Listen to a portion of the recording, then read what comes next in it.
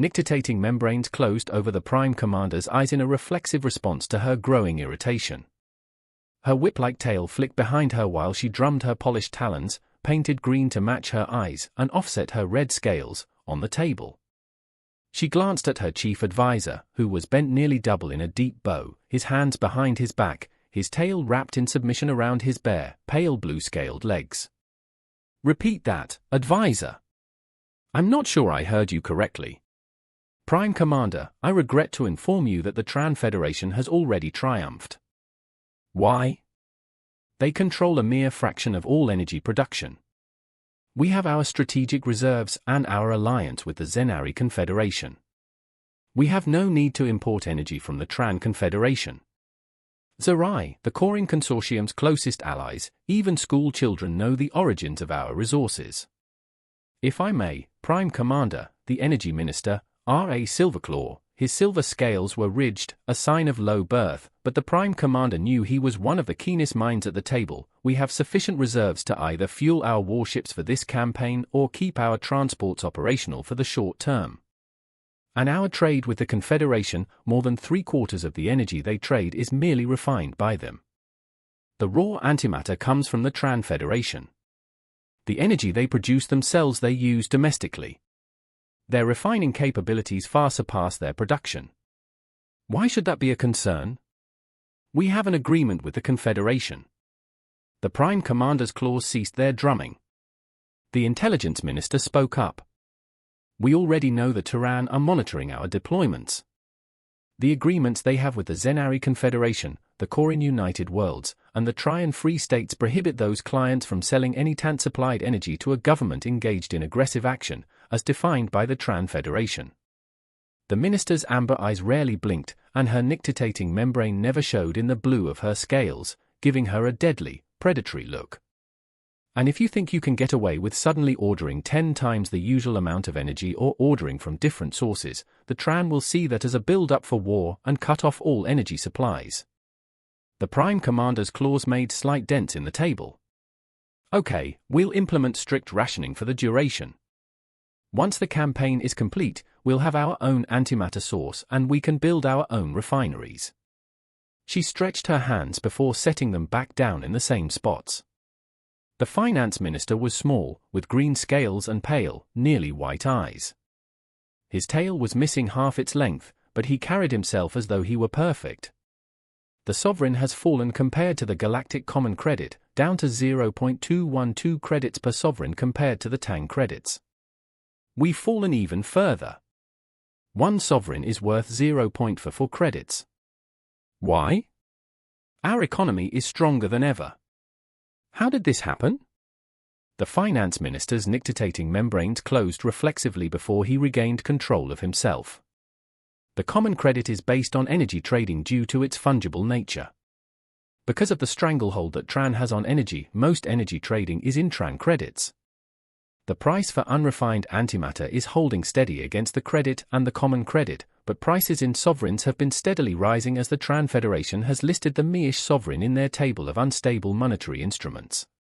The Prime Commander's claws dug deeper into the table. "Okay, we'll implement strict rationing for the duration. Once the campaign is complete, we'll have our own antimatter source and we can build our own refineries." She stretched her hands before setting them back down in the same spots. The Finance Minister was small, with green scales and pale, nearly white eyes. His tail was missing half its length, but he carried himself as though he were perfect. "The sovereign has fallen compared to the Galactic Common Credit, down to 0.212 credits per sovereign compared to the Tang credits. We've fallen even further. One sovereign is worth 0.44 credits. Why? Our economy is stronger than ever. How did this happen?" The Finance Minister's nictitating membranes closed reflexively before he regained control of himself. "The common credit is based on energy trading due to its fungible nature. Because of the stranglehold that Tran has on energy, most energy trading is in Tran credits. The price for unrefined antimatter is holding steady against the credit and the common credit, but prices in sovereigns have been steadily rising as the Tran Federation has listed the Miish sovereign in their table of unstable monetary instruments. The Prime Commander's claws dug deeper into the table. Unstable? This is an active economic sabotage. We'll take this to the Galactic Union Security Council. You do know the Tran chair the Security Council, the Intelligence Minister said.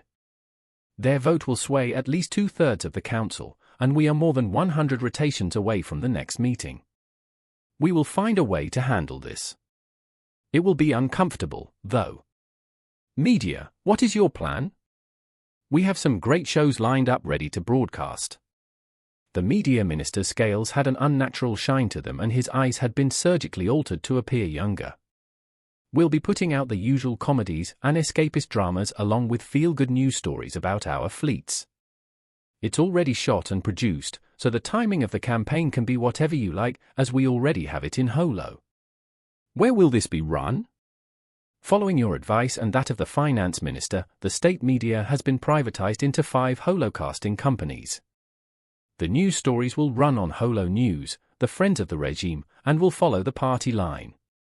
The other shows will be spread around the other networks. The Intelligence Minister hissed and dropped her head. What? The Media Minister asked.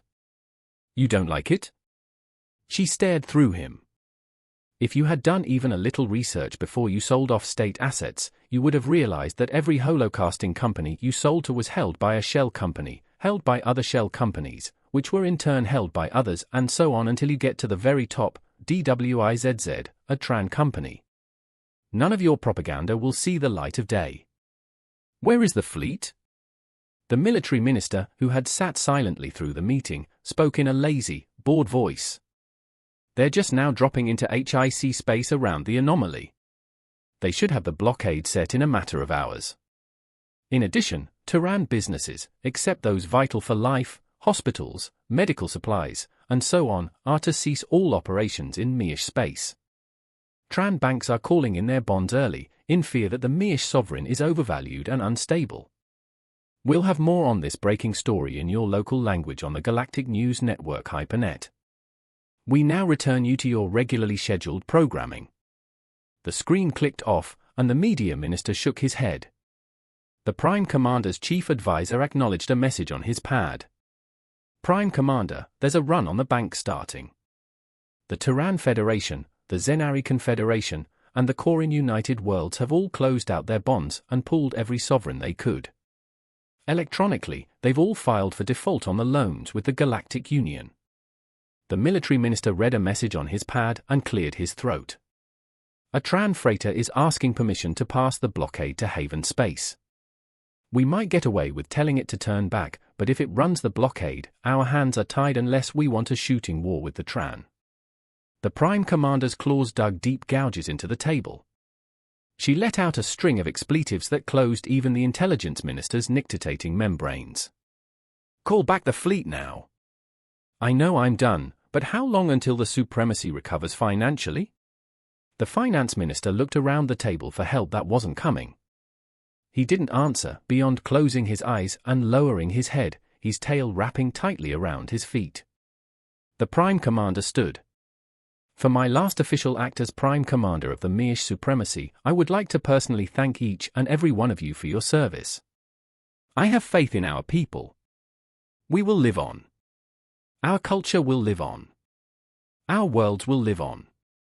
What sort of government they will have, I cannot guess. The monitor on the wall, which had been showing Holo News, flashed. The Media Minister turned up the volume, and suddenly, where the talking heads had been arguing over which holovision was more patriotic, the set was replaced with a Tran news broadcast. In perfect Meish, the Tran newscaster read the story. We interrupt your scheduled programming to bring you this breaking news bulletin. The Meish supremacy has violated the sovereign space of Haven. The Tran Federation has declared the action an act of aggression and issued an ultimatum: leave Haven space immediately or face strict sanctions.